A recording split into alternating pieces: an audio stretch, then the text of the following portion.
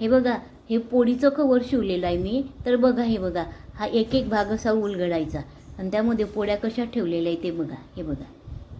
आणि हे पोळीचं कवर कसं शिवायचं, अगदी शिवण्यास साधं, सिंपल आणि दिसायलाही छान आणि पोळ्या ठेवायला एकदम सोप्या. डब्यामध्ये ठेवायची गरज नाही, डबा वापरायची गरज नाही. एक साधी डिश जरी घेतली, त्यावर हे कवर ठेवलं आणि त्यामध्ये पोळ्या ठेवल्या तर पोळ्या एकदम संध्याकाळपर्यंत जशाच्या तशाच राहतात. खालची पोळी वाफेनं कधीच खराब होत नाही. 2 दिवस जरी ठेवल्या ना तरी या पोळ्या जशाच्या तशाच. तर हे कवर कसं शिवलं ते मी तुम्हाला या व्हिडिओमध्ये दाखवते. चला तर आपण वेळ न दवता व्हिडिओला सुरुवात करू. श्री स्वामी समर्थ. मी मंदाकिनी पाटील. माझ्या थेट चॅनल या यूट्यूब चॅनलवर तुमचं खूप खूप स्वागत. आजचा दिवस तुम्हाला सुखासमाधानाचा, शांततेचा, उत्कर्षाचा जावो ही स्वामी समर्थ महाराजांच्या चरणी प्रार्थना. बघा, आजच्या व्हिडिओमध्ये आपले पंजाबी ड्रेस किंवा गाऊन किंवा घरामध्ये बरेच जुने कपडे असतात, त्याचा उपयोग कसा करायचा ते तुम्हाला मी या व्हिडिओमध्ये दाखवणार आहे. तर बघा, माझ्या घरामध्ये एक हे पंजाबी ड्रेसचं कापड होतं. त्याचे बघा, मी हे 5 तुकडे घेतलेले आहे. तर ते किती बाय कितीचे घेतले ते मी सांगते तुम्हाला.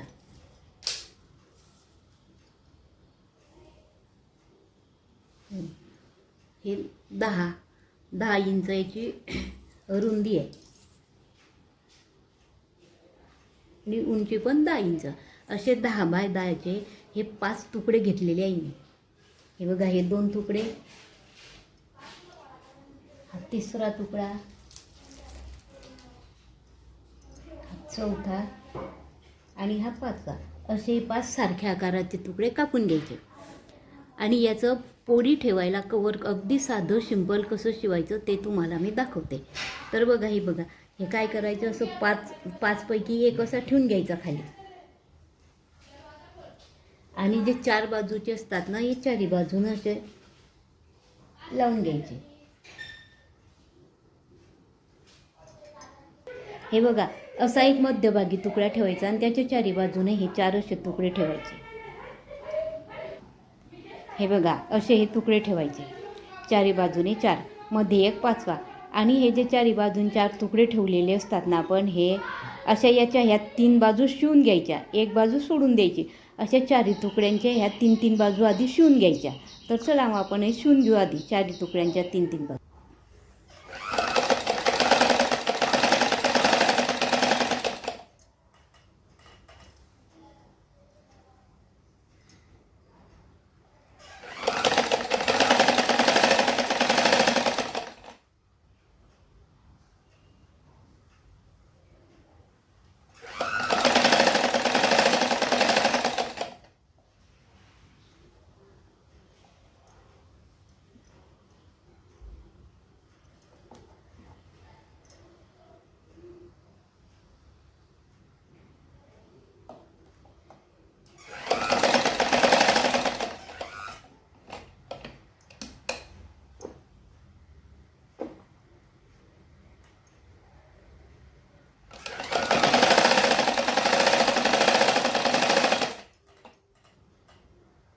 हे बघा, बघू शकता असे हे बघा, ही एक बाजू, ही दुसरी बाजू आणि ही तिसरी बाजू, असे 3 बाजू अशा याच्या किनारी अशा शिवून घ्यायच्या. अशा 4ही तुकड्यांचे तिघी किनारी शिवून घ्यायच्या.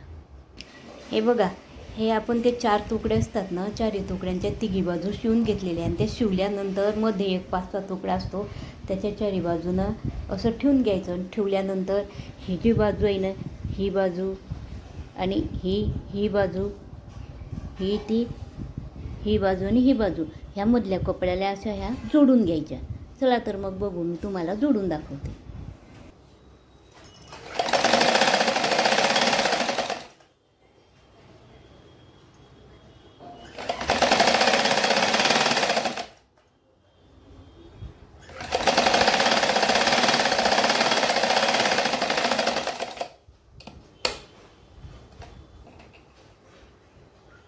हे बघा, ही एक बाजू जोडली, त्यानंतर ही दुसरी बाजू असते ना, या दुसऱ्या बाजूला दुसरा तुकडा जोडून घ्यायचा.